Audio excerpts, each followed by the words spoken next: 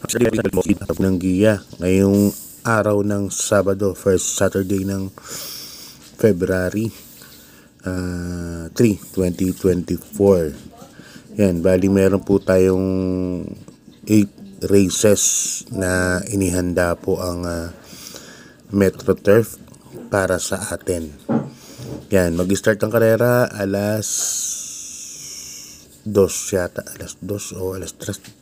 Mamaya tignan natin yung kung anong oras mag-start. Nalimutan ko eh. Tapos nagre-respond ako dun sa mga nagtatanong, no, kung nasa na si Most Grateful. Ayon sa aking source, medyo malapit sa connection ni Boss Paulo Mendoza, si Most Grateful na ibalik na mula sa farm at nandito na ulit, no? At nag-i-ensayo na daw sa Carmona. So siguro mga 1 month to 2 months na lang makikita na naman natin si Most Grateful sa programa. Yun, pakaabangan na lang po natin yung na yun, update na yun kay Most Grateful. Lalo na ngayon wala na si Righteous Ruby, na iretiro na. Si Most Grateful baka isa sa pwede maghari, no, sa imported races na mga darating. Yan.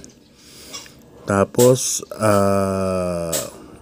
bukas sa Sunday, yun nga, meron tayong races ng mga imported, no, puro mga magagaling sila: Peros Treasure, Jarlev, Sensi Spirit, In the Zone, Speed Fantasy. Magandang laban po yan kasi wala yung mga veterano talaga na imported, so parang halos tatakbuhin sa 1,800 meters. Sensi Spirit, nakita ko si Pati Ramos Dilema na po ang sakay. Yan, start na po tayo. Race number 1, Bayang Karerista 3-year-old and above. Lahat ng distansya natin puro 1,400. Start ng karera natin alas 3 ng hapon. Yan, may dalawang peak 5 tayo as usual. Race number 1, peak 5 yan, first peak 5. Dito may 5 runners po tayo. Ang pili ko rito, number 1, Made for Trophy, nasa kay ni Jackie Kelvin Abobo. Alam naman natin, medyo veterano na to sa ganitong distansya at laban. Kaya yan po ako lalagay as first choice, Made for Trophy, nasa kay ni Jackie Kelvin Abobo, na pagmamayari nila Ma'am Melanie Habla, no? Yan. Second choice ko, yung number 5, American Ford, nasa kay ni Marlon Cañete. Nakaraan na segundo lumado, na tercero lang dumating. Pero nga si anak ni American Pero yan, parang nalibago lang din sa laban, medyo bata pa sa laban. Baka siyempre mag-i-improve yan kada takbo. So sa akin, second choice ko yan, American Ford. Kaya dito, number 1, Made for Trophy, saka number 5, American Ford. Okay, lipat tayo sa race number 2, Bayang Karerista, rating base class 5, 6 points to 10 points. Dito may 6 runners po tayo. First choice ko rito, number 2, Bagay na Bagay, nasasakyan ni Jackie Mark Alvarez. Yan, makakasunod po din kaganyan, saka bagay po sa kanya talaga, yung bagay na bagay talaga sa kanya yung distansya 1,400 meters. Kahit na alam natin maraming dirematan like sila Happy Maggie nandito, si bagay na bagay pwede naman kagad maipwesto na mark yan. Second choice ko, number 1 na rin, Great Connection, nasasakay ni Jackie RC Suson. Ito pagka may medya lang ang pagdadala rito, no, hindi na mabigla, hindi maiwan, sakto lang, may panalo na rin po kasi wala ko nakikitang medyo sasagabal sa kanya sa unahan. Si Onigo Swings lang ang tingin kong medyo mabilis dito, Pero si Gate Connection, alam naman natin, may isang kwartong napakabilis po niyang kabahay na yan. Kaya katingin ko parang siya na rin po ang bandera pagdating ng Mega Milla. Kaya dito, first case ko number 2, bagay na bagay. Second case ko number 1, Great Connection. Okay, lipat na po tayo sa race number 3, Bayang Karista, rating base class 5 points split group. Dito may 7 runners po tayo. Umpisa ng pick 6 from races 3 to 8. Yan. First case ko yung bagong baba, number 5, Andrews Bet. At saka ni Jackie BJ Guerra. Dito po ako lalagay, napakababa na po nitong kabahay na to. At saka medyo mahaba distansya, angkop sa kanya yan. May isang deremate, no, si Andrews Bet. Kaya alam naman natin magpakondisyon si Leesto Jacob. Magagaling magpakondisyon yan ng kabayo.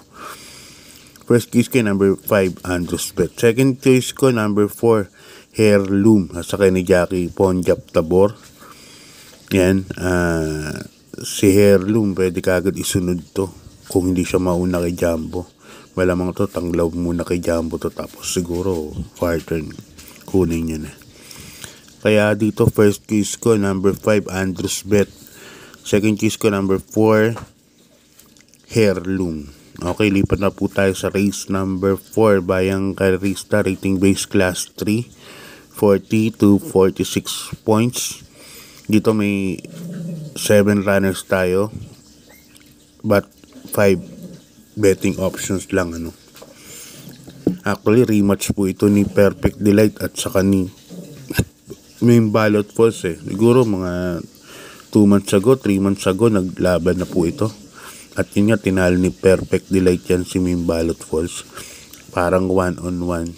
This time, si Main Ballot Falls ngayon sasakyan na ni Dan L. Camanyero.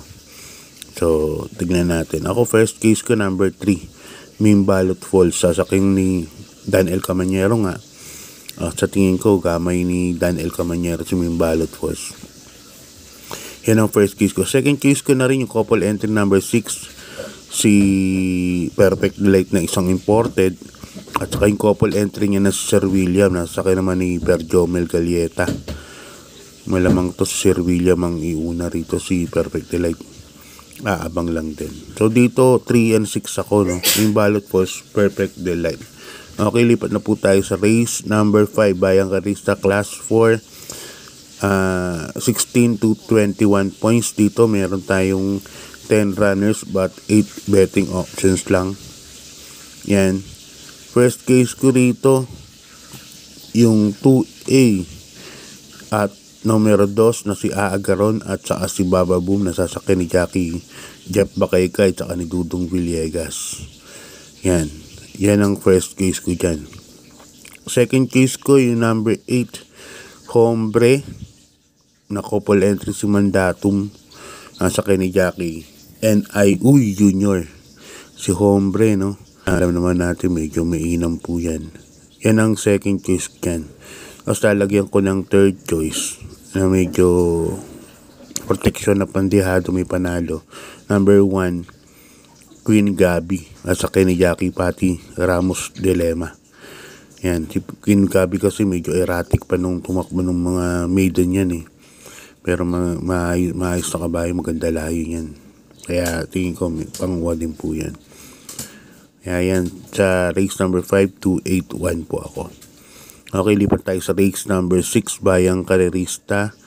Class 5, 6 points to 10 points. Dito may 7 runners po tayo.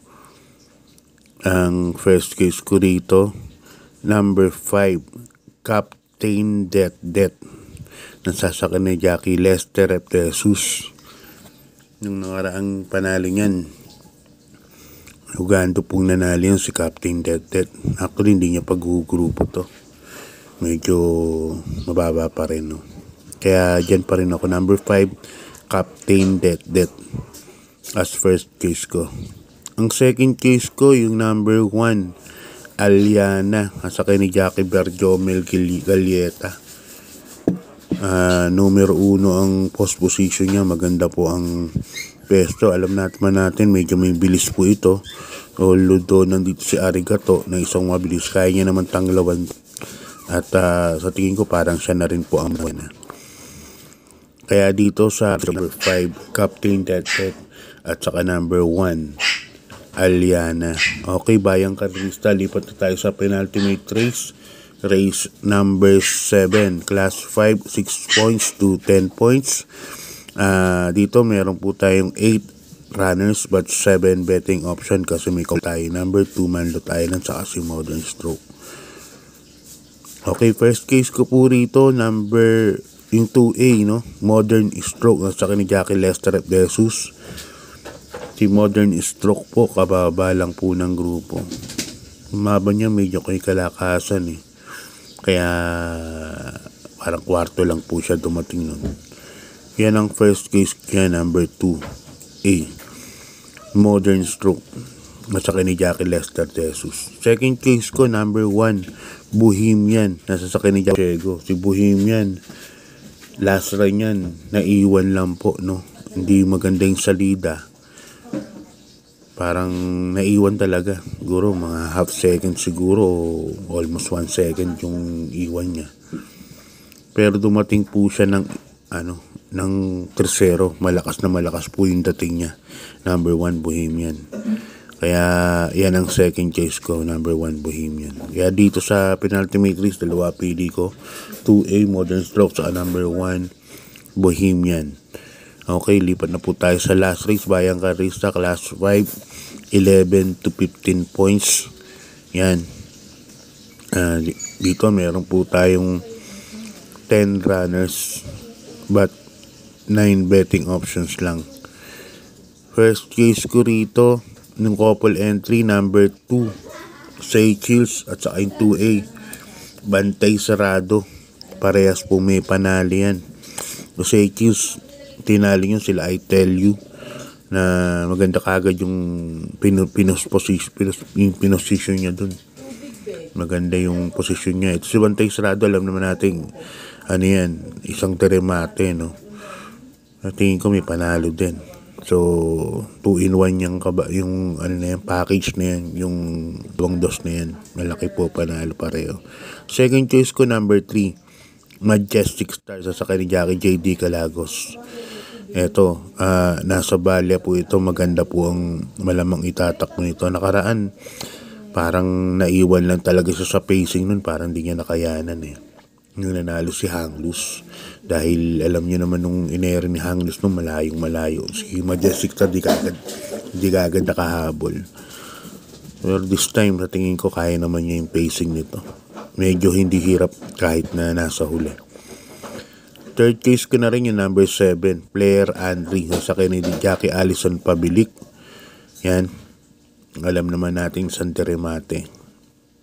Panguwad yun po yan. Pero yung last race na yan, dagdagan niyo po dyan dahil medyo magulo po yung lineup na yan. Yan, Bayang Karista. Hanggang dito na lang po ang magditip ko. God bless po sa inyo at good luck po sa pangangarera. Maraming salamat po sa suporta.